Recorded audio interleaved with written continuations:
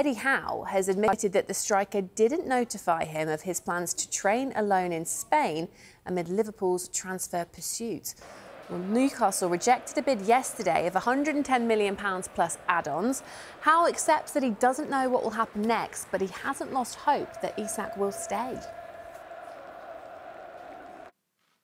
Well, obviously, I think from my situation, I am very much removed from everything that's happening back home. So I was made aware that there was a bid yesterday. That bid was turned down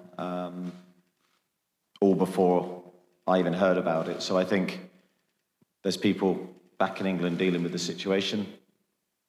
I really don't know what's going to happen next. But from our perspective, we still support Alex in every way.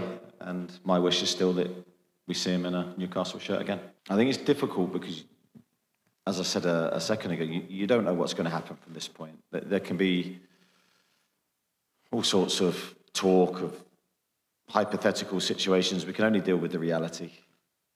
The reality is we had the first bid from Liverpool yesterday. I believe that was turned down. And from this point onwards, let's see what happens. I've got no idea of trying to predict that. In terms of trying to upset players and all that kind of stuff, I think from my perspective, we can only talk of our conduct, and we try to do things in the right way. Look, signing players is always complex. We just try to do what we think is right. I can't talk of other clubs. That's not for me to say. Yeah, well, I know where he is, really, through the media. So I think from that perspective, it's difficult for me to go into any kind of detail. The situation is far from ideal and it's quite complex. So I think that's all I've got to say.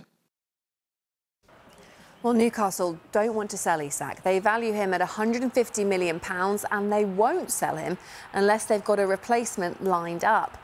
They've been linked with RB Leipzig's Benjamin Sesko, and reports overnight claimed that they had moved ahead of Manchester United in the chase for the striker. We're looking for the best players that we can get. Whatever our target position is, we're looking for the best. So I see all situations open and available to us. I feel that's the only way that we're going to get to where we want to go, which is to maximise and it's quality over quantity. It always has been. That's always been the way that we've tried to work and the way that we've tried to recruit, and I think we've done it pretty well to this point. So